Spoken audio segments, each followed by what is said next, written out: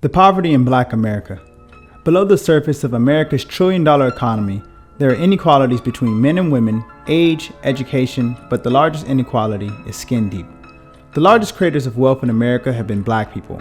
For 246 years, enslaved Africans created the wealth for their owners, a wealth that whites still profit from today. Since its inception, the U.S. economy has had two realities, one Black and one white. The structural barriers put in place before the Civil Rights Movement still affect Black Americans of today. Let's look back at some of these barriers. Black Wall Street. In 1905, Ottawa Gurley purchased 40 acres of land in Tulsa, Oklahoma, and named it Greenwood after a town in Mississippi. His vision for a place of upward mobility for Blacks led his plan to subdivide land into residential and commercial lots. Greenwood soon became an epicenter of wealth, education, and advancement for doctors, lawyers, and realtors, and built an economy valued at $5 million today.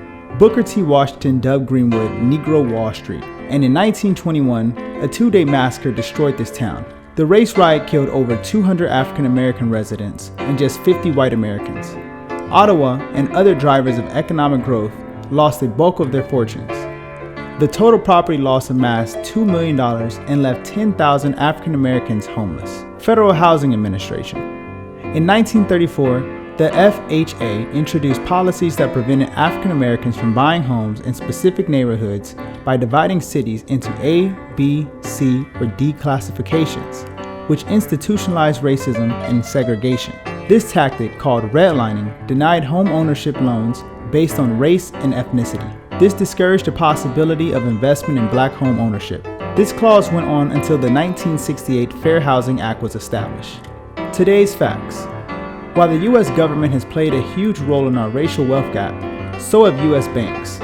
African Americans have faced subprime mortgages with exploitive higher interest fees by big banks including Bank of America and Wells Fargo.